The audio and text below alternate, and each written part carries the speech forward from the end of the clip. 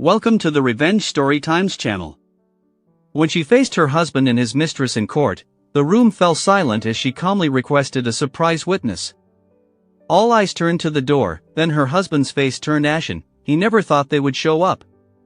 It had only been a few hours since Evelina's world shattered. The husband she had adored and trusted implicitly, the man she had built her life around, had a mistress.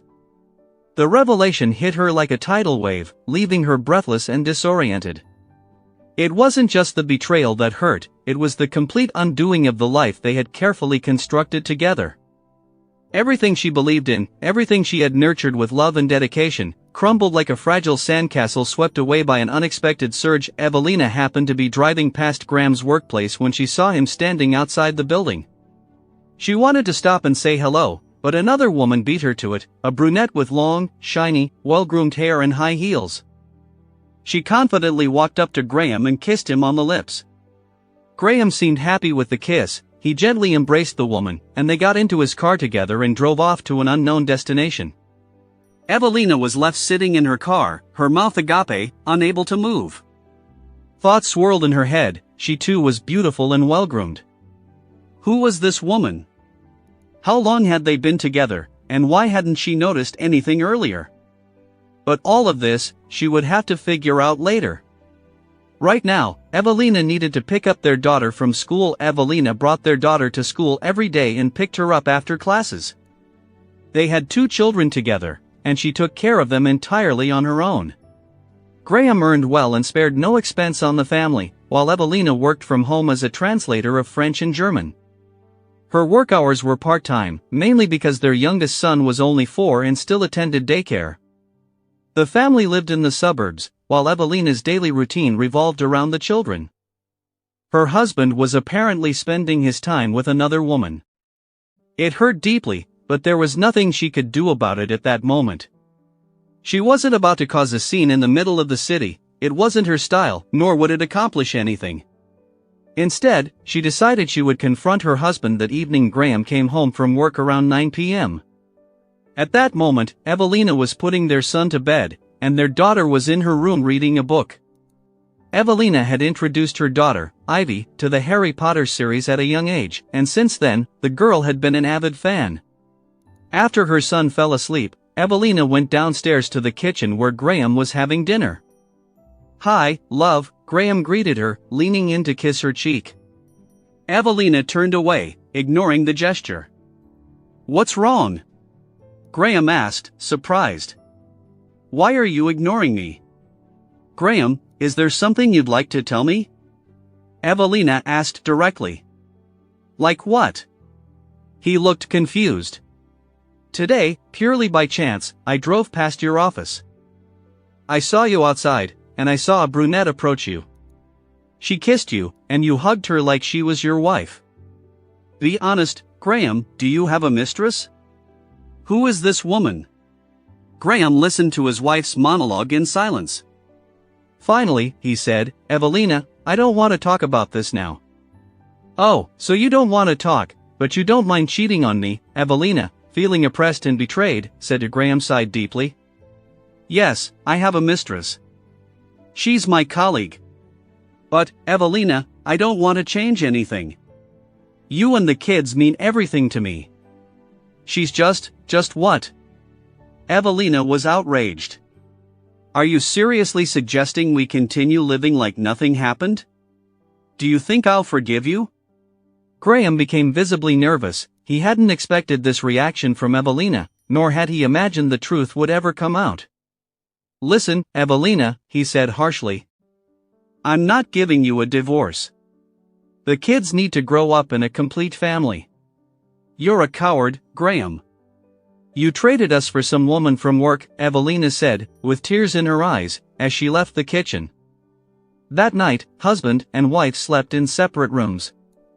Graham didn't come to Evelina, and the next morning, he left the house early, before anyone else was awake, unlike his usual habit of leaving a note or waking her up. This time, there was nothing. Evelina realized her family was on the brink of collapse. She didn't know what to do or how to act, so she distracted herself with household chores and caring for the children. By lunchtime, she had taken their son to daycare, picked up their daughter from school, and completed all her translation work alone with her thoughts. Her memory drifted back to 8 years ago when she and Graham first met. They had met at university. Evelina was studying foreign languages, and Graham was finishing his degree in computational technologies. Despite having completely different interests, they crossed paths during a university event. Sparks flew immediately, turning into friendship, and then a relationship. Their courtship was brief. Evelina got pregnant, and Graham proposed. Evelina finished university with Ivy in her arms, thanks to the support of her parents and Graham's mother. Graham, already established with a job, had a car and an apartment. They sold the apartment after a couple of years, added some savings, and bought a large house after Ivy was born. Evelina worked briefly at a translation bureau before her second pregnancy forced her to leave the job. Since then, she worked part-time from home, raising and educating their children while Graham climbed the corporate ladder to become a department head at a major IT company. She supported him in everything, never interfering with his work, and always accommodating his needs, and now, she had 2 young children, a part-time job, and a husband who had betrayed her. Determined, Evelina decided it was time to act. This evening, she wanted to have another conversation with her husband to understand how he envisioned their future together. The conversation took place, but it didn't go in Evelina's favor. "I'm telling you again, I don't want a divorce." "But I can't leave Clara yet," her husband told her. "What do you mean, can't?" Evelina asked, confused. "She's pregnant," he said, guiltily. This was a twist Evelina hadn't expected, but she couldn't tolerate her husband's infidelity, let alone his pregnant mistress. "I'm filing for divorce, and that's final. Our life together is no longer possible," she declared, on the verge of tears. "Well, maybe you're right," Evelina's husband admitted. "But keep in mind, if you file for divorce, you won't get much from me." "I don't want a divorce, it will damage my reputation." But Evelina was resolute. "I'm filing for divorce tomorrow," she repeated, "even if you're against it. I won't live with you, knowing you have a mistress." "Think it over, Evelina," he warned. "I'll leave you with nothing, and I'll take the kids." This threat only fueled her anger. "Just try to take my kids away," she shouted, and once again, in tears, ran to her bedroom. True to her word, Evelina filed for divorce the very next day. Because they had children, the process would require a court's decision, and they were given a month to reconcile. But no reconciliation happened. Graham, though still coming home to sleep, barely spoke to Evelina. One day, he came home not alone, but with Clara. Evelina, noticing her slightly rounded belly, realized the pregnancy was real. Coming down from the second floor, she found her husband and Clara sitting in her kitchen, drinking tea, and chatting cheerfully. They were eating the very pancakes she had made for her children that morning. "What is this?" she demanded. "Have you completely lost your mind? Who is this woman, and why did you bring her into our home?" "Soon, I'll be living here instead of you," Clara replied lazily, taking another bite of her pancake. "And who told you that?" Evelina shot back. "This is the home of my husband, me, and my children." "Well, your husband will soon be my husband," Clara retorted. "And you'll be nobody to him. We'll take your children too, and we'll have a big happy family." Evelina turned to Graham, who had stayed silent throughout the argument. "Tell me this isn't true," she pleaded. "Evelina, I asked you not to file for divorce." "I begged you," he said. "You didn't listen, so now I'm divorcing you, and I'm taking the house and the kids." "What? You can't do that," Evelina protested. "The kids are attached to me. I've been the one raising them." "But you don't have the money to support them properly," Graham scoffed. "How much do you even make as a translator? $30,000 annually? That won't even cover rent for a decent apartment, let alone clothes or activities for the kids." Evelina was hurt and angry. "How dare you say that? We loved each other. I loved you. I loved our children, our home, and you ruined it all. I won't let you take my kids, and I'll fight for our home, she declared. She couldn't bear to look at Clara, whose smug face and pregnant belly seemed to taunt her. Graham and Clara stayed in the kitchen for another half hour before leaving the house. Evelina couldn't understand why her husband had brought his mistress to their home, knowing she was there. Their daughter, noticing the tension between her parents, began asking questions. "Mom, why doesn't Dad come home sometimes? Where does he sleep?" her second-grade daughter asked. Evelina struggled to find the right words to explain the situation without traumatizing her children. "Sweetheart," she said gently, "your dad and I are going through a tough time right now. Very soon, he will be living separately from us, but you'll still be able to see him and spend time together. It's just the way things are going to be for now." Her daughter, being young, didn't fully understand and couldn't believe that her father would soon live somewhere else. The day of the court hearing arrived. Evelina and Graham were supposed to finalize their divorce. Graham showed up with Clara. This was not the peaceful resolution Evelina had hoped for. She thought they would divorce amicably, with the children staying with her and Graham moving out. But he filed a counterclaim, requesting custody of the children and a division of property. They were officially divorced that day, but for Evelina, a nightmare had just begun. 3 days later, Graham returned, not alone, but with Clara. "We're here, Evelina. After all, this is my house too, isn't it?" her ex-husband declared. Evelina stared at him, her eyes glassy with disbelief. How could someone she once adored show such audacity? He had brought his mistress into the home where she lived with their children. "Graham, are you out of your mind?" she demanded. "Your children still live here. What are you going to tell them about this woman?" "If you don't like it, move out," Graham replied coldly. "The kids will just have to get used to it. She'll be living here too." Graham deliberately hugged his mistress in front of Evelina and kissed her on the forehead. "Soon, there will be a court hearing where I'll take the house and the kids away from you," he said confidently. "You won't succeed, Graham.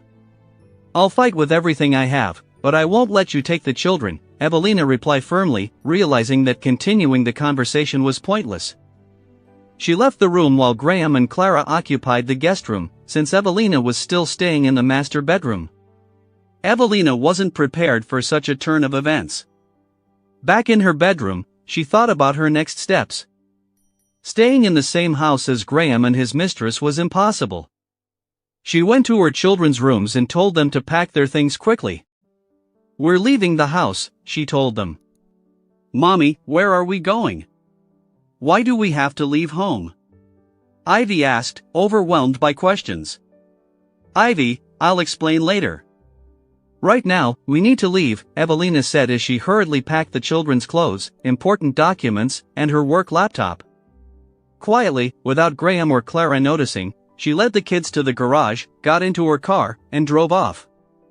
"Mom, where are we going?" her son, Miles, asked.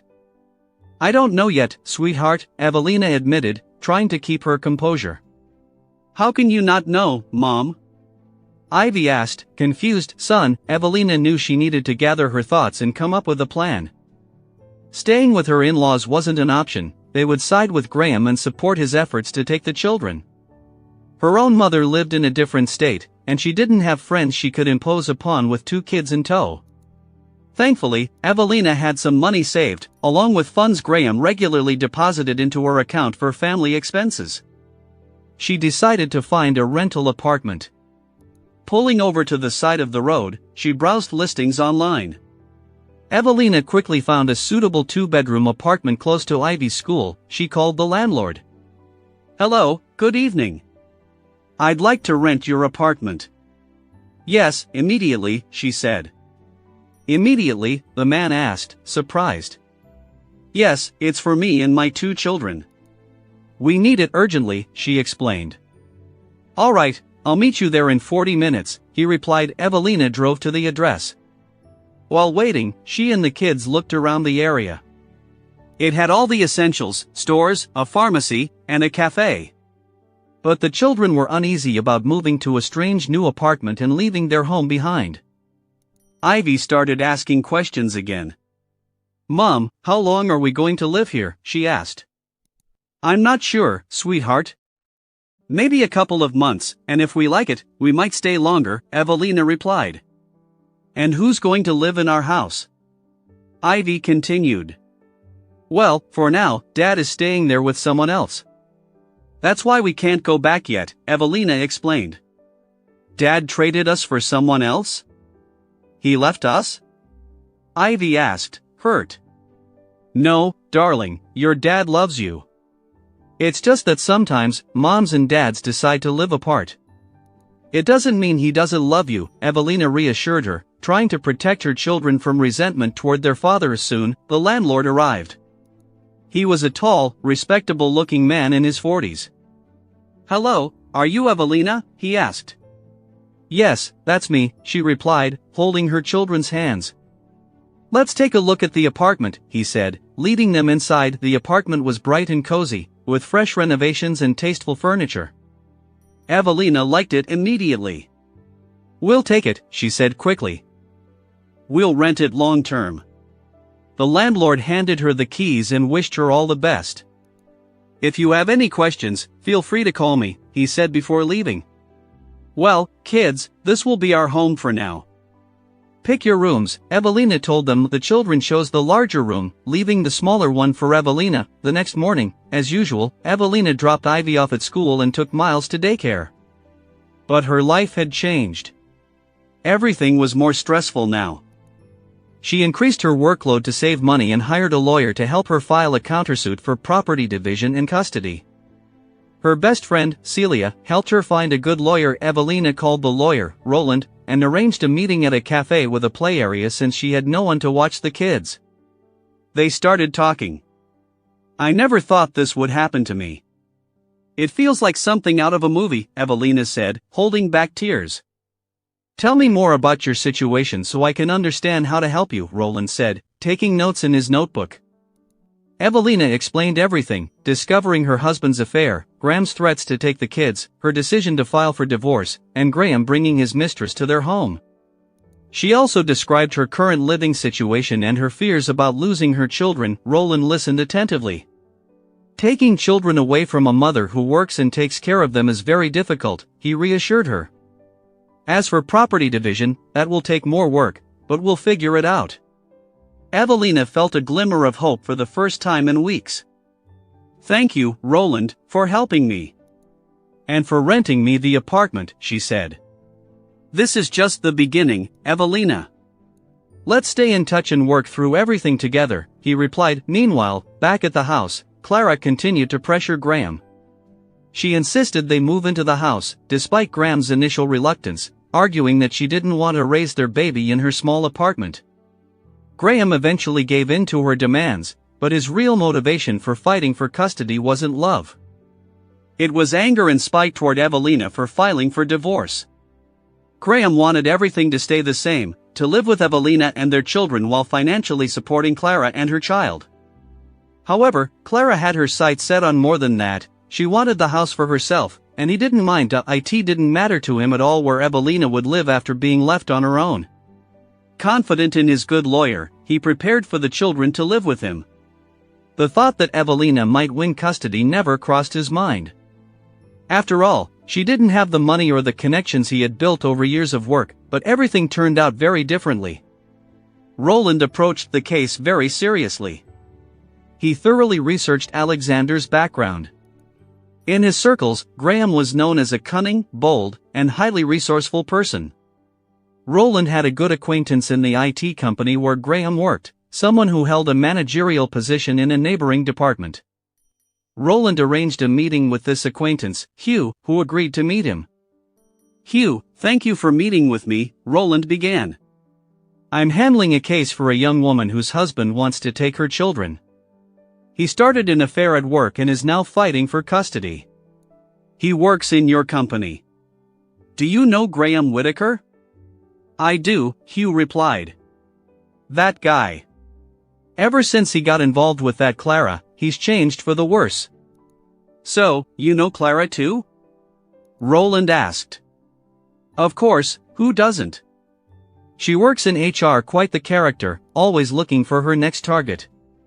Now she's with Whitaker. I've heard rumors that she had connections with the CEO himself, but that's unverified. She's certainly attractive on the outside, but inside, a real piece of work, Hugh commented. Recently, I've heard Alexander's relationship with the CEO has soured significantly, though I don't know why. Maybe it's because of Clara. No, I doubt that.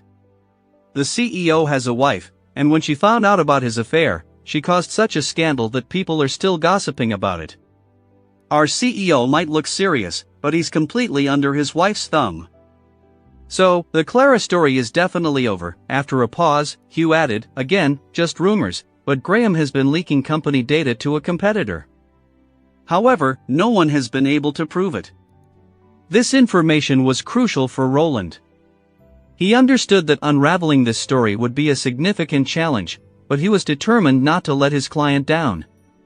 He had a reputation for working honestly. 2 weeks later, the first hearing to determine the children's living arrangements was scheduled.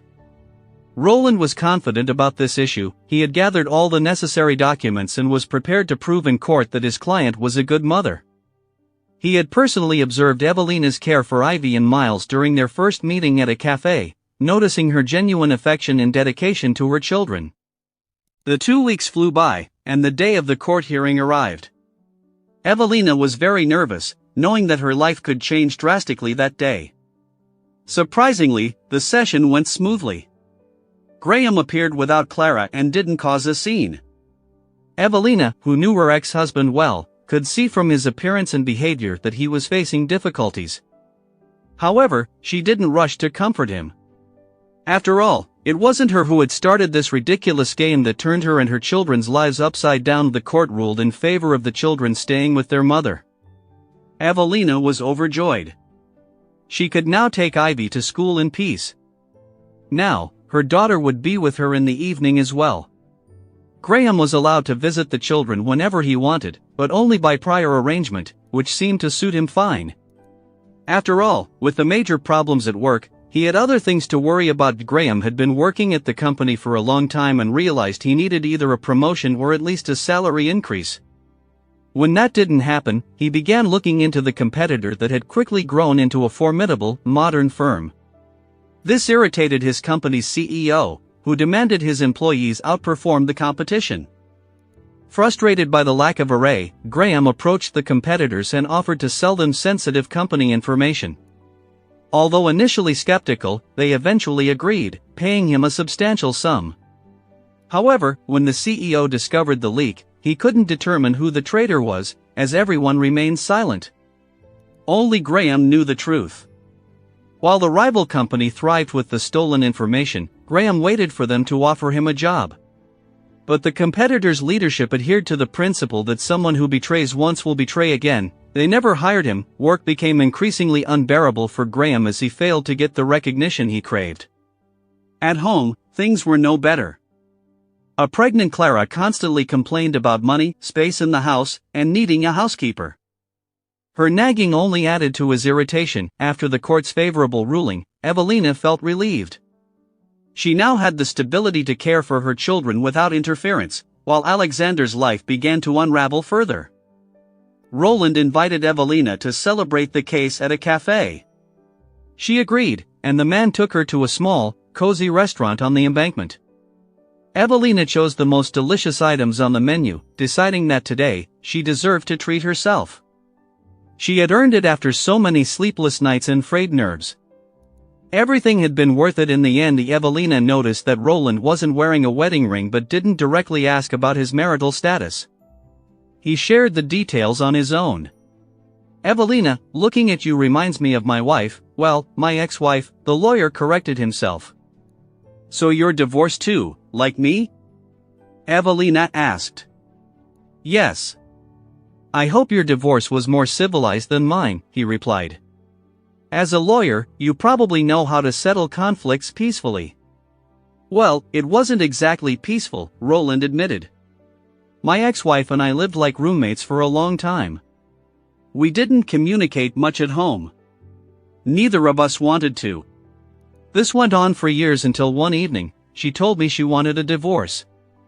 She had met someone else, attentive, caring, and she was happy with him. She said she wanted to live with him and wanted a divorce to make everything official. She told me I could have lied to you, spent days with him, and nights with you, but I can't live like that. I didn't take it well. My pride was wounded.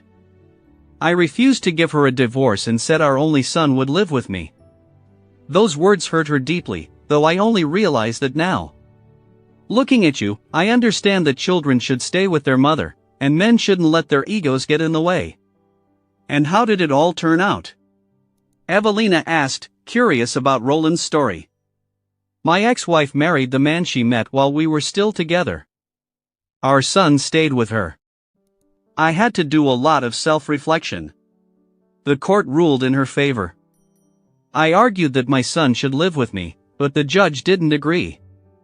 The apartment you live in with your children now is ours. I look back at that time and realize how happy we were there. That's where our son was born. Later we saved up to buy a bigger apartment, but we didn't sell this one. I thought my son would live in it someday, but he moved to another city for university, so I rent it out now. Looking back, I've learned that happiness isn't in square meters, it's in the people who are close to you, Roland added. Let's toast to that, Evelina said. They decided to order a bottle of wine to celebrate the case they had won. To your happiness, Evelina, and to your children, Roland said, raising his glass. They sipped their wine and didn't stay long, as Evelina had to pick up her son from daycare. On her way home, Evelina couldn't stop thinking about Roland's comment regarding her ex-husband. He had hinted that Graham might be in serious trouble at work. The thought of him ending up in jail worried her, but she didn't let it show in front of Roland. She wondered what her ex-husband could have done for things to escalate so far, but there was no one she could ask. Roland, meanwhile, discovered a temporary position at a competing company through an online job posting. He applied, and the next day, he was invited for an interview. Although the interview was challenging, Roland managed to impress the company's leadership. He was later offered the position of an external consultant, which suited him well as it allowed him to continue his private practice. During his work at the company, Roland became friends with Helena, the secretary to the CEO. Helena was a bright young woman who had recently graduated from university. She had been working part-time at the company since her third year in college, so she was familiar with its inner workings. One day, Roland decided to leverage his friendship with her. Helena, do you know all the employees here? He asked casually. Pretty much. There are only 2 big IT companies in our city, and the other one is going downhill, though, she replied. Why do you think so? Roland asked. Employees are leaving it in droves and sharing their secrets with us, she said. Roland was stunned. What did you just say? He asked, barely believing his ears. Realizing her slip, Helena quickly added, please, Mr. Carrington, don't tell anyone I said that. The CEO would fire me if he knew. What exactly shouldn't I say? Roland pressed. That Grant Whitaker, the head of a department at our competitor, leaked information about his company to us for a lot of money. It all happened at night. I was called in to document everything. This revelation confirmed Roland's suspicions. Armed with this information, Roland arranged a meeting with Alexander. Although Graham was reluctant at first, he eventually agreed to the meeting. All these issues are being handled by my lawyer. I've laid out all the problem areas for him, Graham said sternly when they met. Alexander, I wanted to discuss something with you personally, something no one else should know about, Roland hinted. What exactly are you talking about? Graham asked, puzzled. I'm not trying to blackmail you, but if you don't agree to my client's terms regarding the property division, you might lose your position at your company, Roland said carefully. Alexander's face darkened. That's blackmail, he snapped, slamming his fist on the table. I'll destroy you, he shouted, and stormed out. Roland remained seated, processing the heated exchange and planning his next steps. One thing was certain, Graham would never agree to Roland's terms, so Roland had to act alone. His only hope was Helena. The court hearing to divide the shared property of Graham and Evelina was approaching, and Roland was diligently preparing. Evelina, too, was getting ready.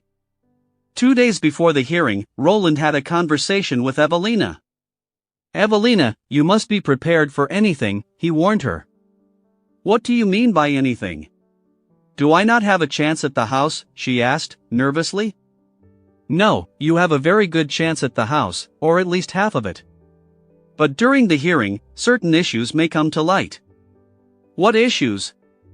Evelina asked, alarmed. Regarding Alexander's work, Roland replied. It took great effort for Roland to convince Helena to appear in court. He also sent a notice to Graham Whitaker's direct superior, inviting him to the hearing.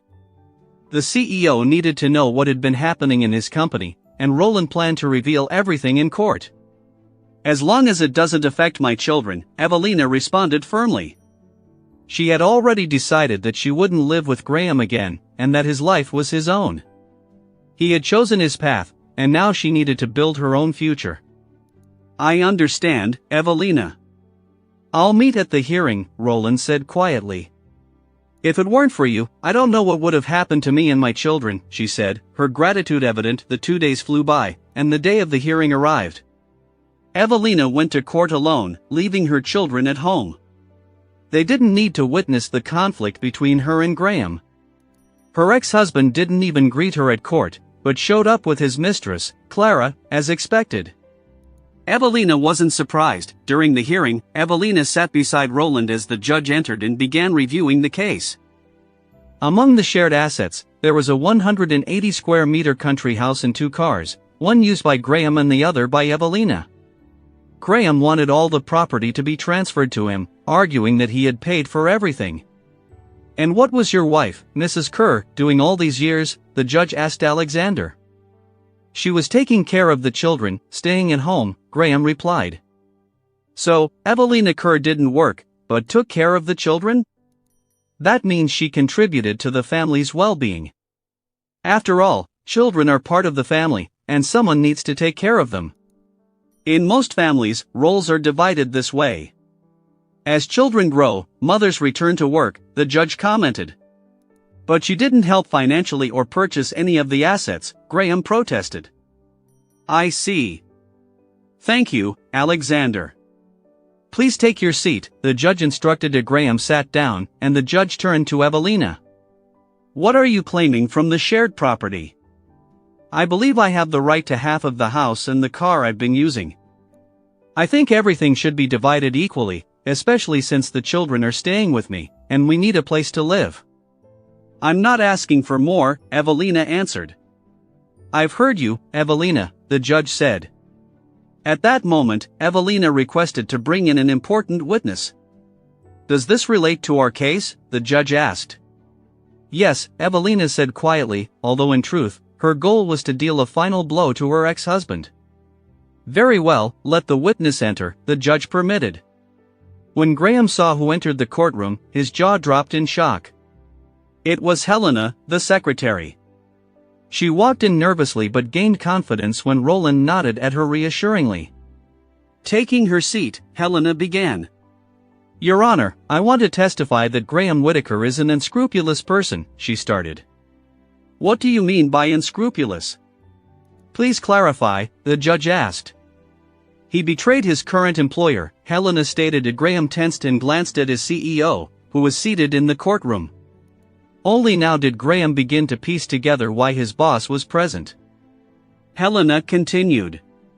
He leaked all the company's projects and strategies to a competitor. What? The CEO exclaimed. Whitaker, so it was you. You're the rat on our ship. Quiet in the courtroom, the judge ordered, banging the gavel. Let the witness finish. Helena went on. He offered valuable company information to my boss in exchange for money. This deal happened late at night. I was called in specifically to document everything.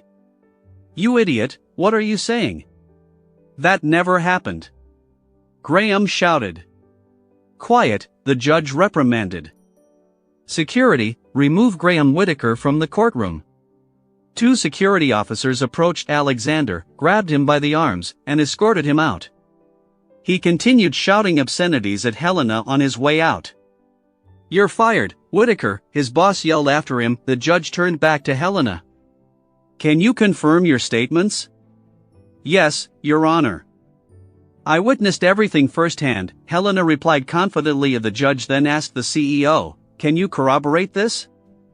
"Yes, there was indeed a data breach in our company about a month ago.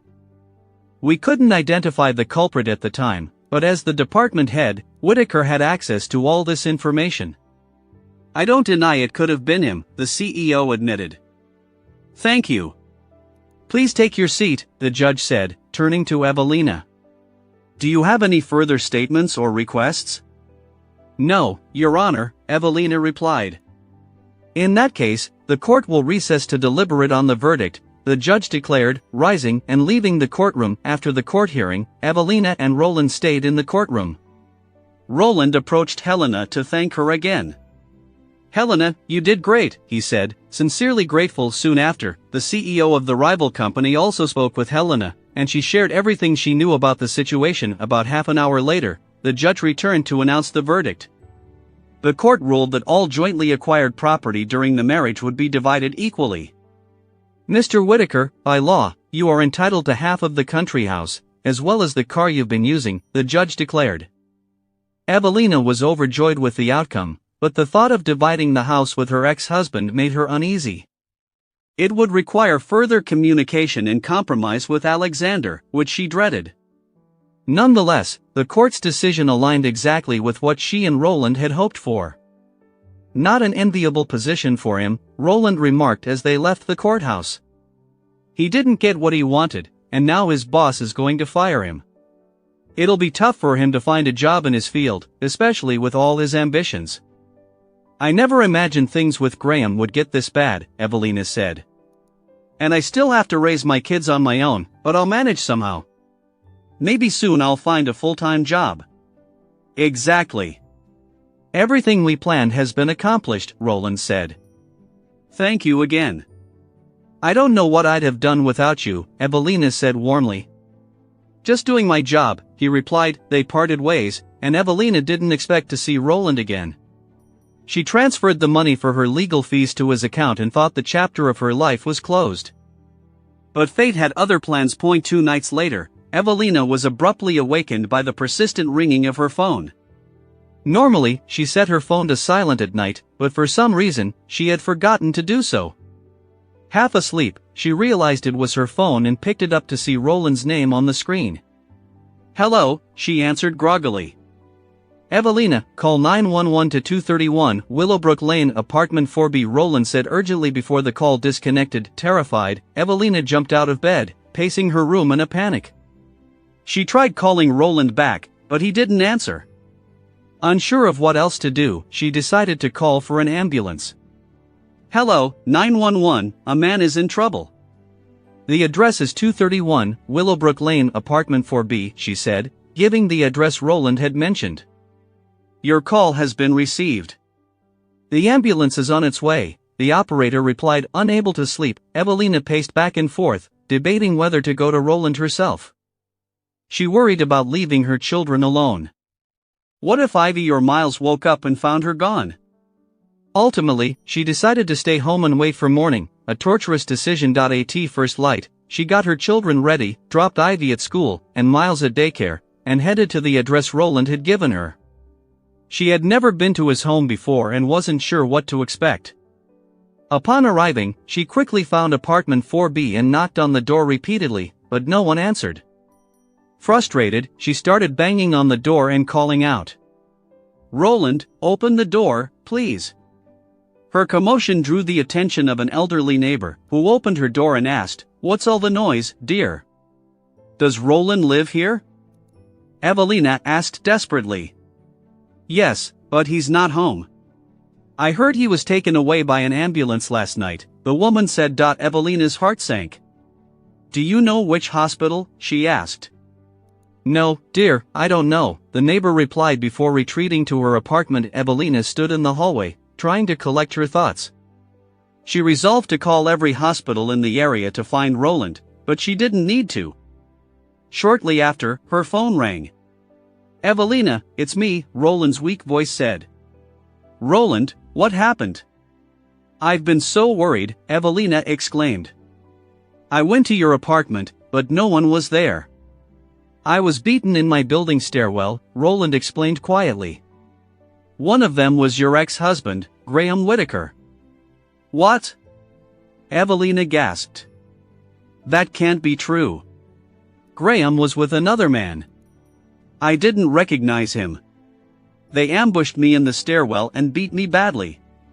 While they were attacking me, Graham kept saying, if it weren't for you, I'd still have my job.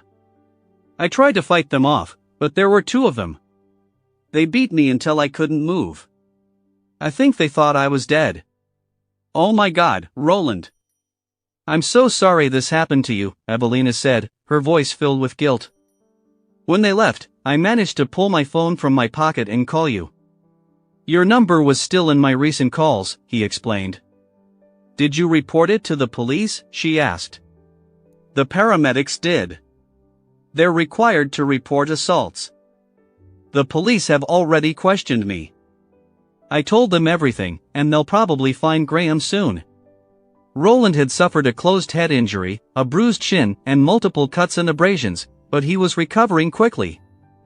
Evelina visited him in the hospital every day, bringing fresh food and fruit. She was one of his most consistent visitors, though Roland's son stopped by a couple of times. His ex-wife, however, never came, at least as far as Evelina knew. During the months following Roland's discharge from the hospital, Evelina noticed no other women in his life. She had also never seen her ex-husband's new partner, Clara. Over time, Evelina and Roland grew close. They spoke on the phone daily, discussing life, travel, politics, animals, children, and just about everything. Without realizing it, Evelina felt that Roland had become an important person in her life. Roland decided not to withdraw the assault report. He knew Graham would likely face legal consequences and could even go to prison. Does it bother you at all that the father of your children might end up in jail? Roland asked Evelina one day. Or should I withdraw the report? Evelina was silent for a moment before responding. I want to talk to Alexander. We've needed to meet for a while to discuss what to do with the country house. This was true. Evelina had been meaning to meet with Graham but hadn't followed through due to the business of her life. Gathering her courage, the next day Evelina called him. Graham, hi. We need to meet, she said. Come to the country house if you can. I'm not working right now, and Clara is sick. I've been taking care of the baby, Graham replied. Oh, so the baby's already born? Evelina asked, feigning casual interest. The news was unpleasant, but she knew she had to accept it. Yes, a month ago. I became a father for the third time, Graham said, with a hint of melancholy. All right, I'll come, Evelina agreed. I hope you remember the address. Graham teased, don't worry, I remember, she replied, her tone serious. She quickly packed her things and drove to the place she had once considered her home. Arriving at the house, she was greeted joyfully by Snowflake, their family dog, and the children. Evelina patted Snowflake on the head. How are you, girl? Everything okay? She asked, feeling a pang of nostalgia. Inside, the house seemed different, neglected, and less inviting. Her thoughts were interrupted by Alexander, who appeared in the living room holding a tiny baby in his arms. I knew you were coming when Snowflake started whining. She usually barks at everyone except you. She still growls at Clara. Clara is afraid to go near her, Graham said. Is it a boy or a girl? Evelina asked. A boy. His name is Calvin, Graham replied, rocking the baby gently in his arms. Clara's been sick for 2 days with a fever. She refuses to see a doctor, he added in a subdued voice. She's different since the birth, talks about postpartum depression, but won't take care of the baby. I've been helping as much as I can, but she's apathetic and doesn't want to do anything. Evelina understood all too well what he meant. She had experienced something similar after Ivy was born, but a friend had dragged her to a psychiatrist who prescribed medication. Evelina wasn't sure if it was the pills or time that helped her recover, but she knew postpartum depression was serious. Graham, you need to get Clara to a doctor, Evelina said, though she didn't understand why she was helping them after everything they had done to her. Still, she couldn't stand by when a child's well-being was at stake. She refuses all help, Graham said. I know she needs medical treatment, but I can't force her. Call an ambulance now, Evelina urged. If she's had a high fever for 2 days, it could be serious. Graham hesitated, then nodded. All right, I'll call. Meanwhile, Evelina took Calvin from Alexander. The baby initially lay peacefully in her arms, but soon began to cry.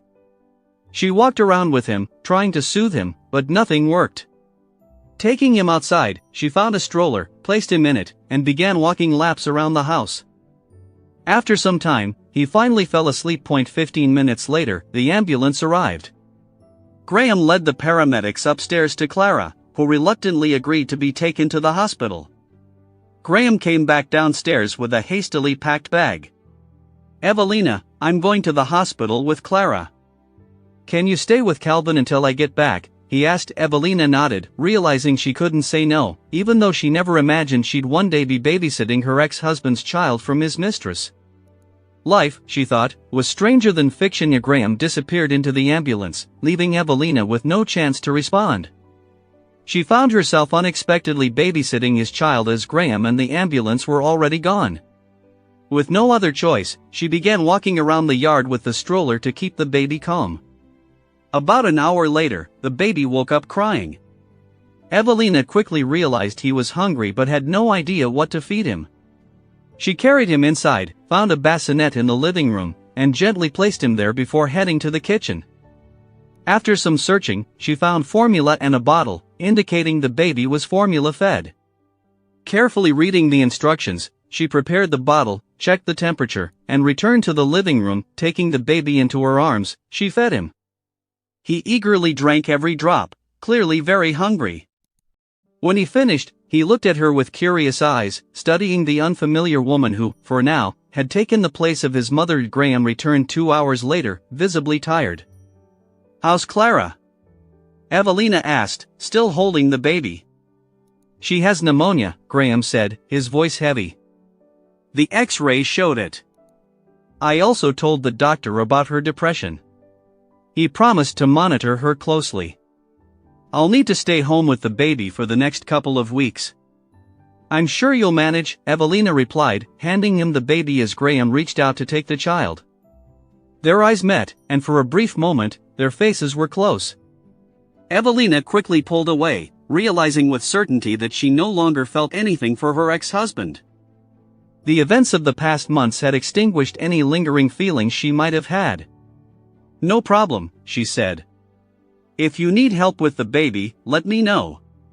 I can come by occasionally. On her way home, Evelina reflected on everything that had happened. Graham called her later to let her know his mother would be coming to help him with the baby. He also mentioned their unresolved issue. Evelina, about the house. I can't kick you and the kids out, especially since you're renting now and struggling with money. I'll give you half the house's value. Would that work for you? He asked. Yes, that sounds fair, Evelina replied, after some thought. Even though it was difficult to part with the house where she had raised her children. Great, Graham said. I'll transfer the money to your account soon. He hesitated before adding one more thing. I'd like to apologize publicly to Roland, your lawyer. Do you think you could ask him to withdraw the complaint against me? Evelina lowered her eyes, unsure how to respond. Graham, do you realize how awful your actions were? You assaulted someone just for telling the truth in court. Yes, Graham admitted. I've only now understood how serious this is. If I go to jail, Calvin will grow up without a father. Evelina sighed. I'll talk to Roland, she said, finally. But don't forget, Ivy and Miles, they miss you a lot. As she left, Graham called out, bring them by to visit. I'd love to see them. That evening, Evelina called Roland.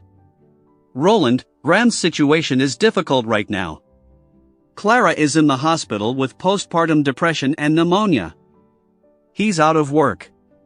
Could you withdraw the complaint, please? For you, I will, Roland replied warmly. Thank you, my dear, Evelina said, the words slipping out unintentionally. They felt like balm to Roland's heart, making him smile. By the way, did you resolve the house issue with Graham? Roland asked. He'll give me half its value. I realized I don't need the house anymore. It's not the same place it used to be. It's someone else's home now, with someone else's child, and someone else's life. I wouldn't be able to live there. I understand, Roland said quietly, feeling reassured by her words. I know a good realtor who can help you find a new place. That would be wonderful, Evelina replied, grateful for his support. 2 weeks later, the money for the house was deposited into her account, and Evelina began searching for a new home. She dreamed of a spacious, cozy apartment where her children could feel safe and loved, a place to create a new chapter in their lives. Evelina shared her plans to find a new home with Roland, and they started searching together. They viewed numerous apartments, and eventually, Evelina shortlisted 3 that fit her requirements. Now she just needed to make a final decision. Evelina, take another look at the apartments, with the kids this time, Roland suggested. She agreed, and on a weekend, she visited the 3 apartments with Ivy and Miles. Surprisingly, the children made their choice quickly. Mom, I love this apartment because my room will have cat-themed wallpaper, Ivy exclaimed. And I like this one because there's a cool playground nearby, Miles added. Well, my darlings, it looks like we've made our choice. We'll take this one, Evelina said, delighting the children. 2 weeks later, Evelina became the proud owner of the apartment. She, Ivy, and Miles were thrilled and decided to celebrate their housewarming with family. Mom, can I invite Roland to our housewarming party? Ivy asked cautiously. Evelina had grown so accustomed to Roland's presence that she wanted to share this happy occasion with him. Of course, my dear, Evelina replied, her heart warmed by Ivy's excitement. Roland accepted the invitation and arrived with gifts for the kids. He brought Ivy a smart assistant and Miles a large remote-controlled car. The children were ecstatic and spent most of the evening playing in their rooms, leaving Evelina and Roland alone in the kitchen. As they talked, Evelina suddenly realized how much she had come to love Roland. It was as though the realization had quietly grown in her heart while she was preoccupied with other things. Roland, why don't you stay with us tonight? Evelina asked, her voice steady but filled with emotion. Her eyes met his, reflecting both vulnerability and a growing sense of certainty. I want you to. Roland stepped closer, his arms enveloping her in a warm embrace. I've been waiting for you to say that for a long time, he admitted, his voice low but filled with relief. I didn't want to pressure you, knowing everything you've been through, your divorce, the endless legal battles over the property, and raising Ivy and Miles almost single-handedly. It's not easy, but you've handled it all with so much strength. I've always wanted to lighten your burden, to be there for you. Evelina's eyes glistened with unshed tears as she looked up at him. I felt it, Roland, she said softly. I felt how much you care, how patient you've been. Thank you for standing by me, for believing in me even when I wasn't sure of myself. I love you, Roland.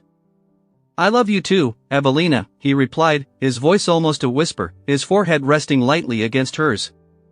You know, I used to think it was impossible to love again so soon after a heartbreak. I used to judge people who said they'd moved on quickly. But now, I understand. A year ago, I believed Graham was the only man I'd ever love. I thought our life together was my forever. But I was wrong. What I feel for you is deeper, truer than anything I've ever known. Evelina smiled, her heart full for the first time in what felt like years. I never thought I'd find love again either, but everything with you feels different, better, real. Roland leaned in, brushing his lips gently against her ear, a shiver running down her spine, her breath hitching as the moment deepened between them. Stay with us, she urged again, her tone resolute. He pulled back slightly, searching her face for reassurance. What about Ivy and Miles? He asked, his brow furrowed. Will they accept me? I don't want to be just some guy in their lives. I want to be part of their family, a real part. They adore you, Evelina reassured him. You've been kind, patient, and fun with them. They already see you as someone they can trust, and I know they'll come to love you as much as I do." The next day, Roland packed his belongings and moved in, renting out his apartment to focus on building a life with Evelina and her children. Evelina continued working remotely, her schedule a delicate balance between her career and her responsibilities at home. Roland, however, quickly took on many of the household tasks and eased the financial pressure on Evelina, allowing her to breathe for the first time in years. Together, they built a partnership founded on respect, love, and teamwork. Their evenings were filled with the laughter of Ivy and Miles, who adored the fun activities Roland brought into their lives. Months later, Evelina crossed paths with Graham at a local cafe. She hadn't seen him in over a year, and the sight of him brought a swirl of emotions, nostalgia, pity, and the faintest pang of sadness for what they had lost. He looked thinner, older, and worn down by life's challenges. They exchanged polite greetings, and after some hesitation, Graham gestured to an empty chair at his table. "I didn't expect to see you here," he said, his tone neutral but his eyes searching hers. "I could say the same," Evelina replied. "How have you been?" Graham sighed, running a hand through his disheveled hair. "Not great, to be honest. Clara and I divorced. She took our son and moved away. I can't blame her. I couldn't give her what she needed." "I couldn't give anyone what they needed," he paused, his voice faltering. "I heard about you and Roland. I'm glad you found happiness," Evelina nodded, her heart unexpectedly heavy. "I have," she said gently. "Roland's been wonderful to me and the kids. We've built something solid, something I didn't think was possible after everything." Graham leaned back, his expression softening. "You always deserved that, Evelina. I didn't realize it back then, but you deserved so much more than what I gave you." "I appreciate you saying that," Evelina replied, her voice calm but firm. "But, Graham, we both made mistakes. We weren't right for each other, and that's okay. What matters now is that we've moved forward." Before they parted ways, Graham mentioned he was planning to leave the city. "There's nothing left for me here," he admitted. "I wanted to offer you the country house before I go. It was always more yours than mine." Evelina smiled faintly and shook her head. "Thank you, Graham, but my home is here now, with Roland and the kids. I finally found where I belong." As she walked away, Evelina felt an unexpected sense of closure. Graham was a chapter of her life that had ended, and though it had been painful, it had led her to the life she now cherished. In their cozy new home, Evelina, Roland, Ivy, and Miles flourished. The children adored Roland, who became not only a father figure but a true partner in their lives. Roland taught Miles how to fix bikes and helped Ivy with her school projects, while Evelina marveled at the joy and stability that had entered their lives. On warm evenings, they gathered in the backyard for barbecues, laughter ringing through the air as Roland flipped burgers and Evelina chased the kids with the garden hose. They began making plans for the future, a family trip to the mountains, a vegetable garden for the backyard, and even adopting a dog. This new chapter wasn't without its challenges, but Evelina and Roland faced them together, their bond growing stronger with each passing day. For the first time in years, Evelina felt whole, knowing she had found not only love but a family built on trust, resilience, and hope for the future. Thank you for listening until the end. See you in the next episode of Revenge Storytimes. Take care of yourself and your loved ones. Goodbye.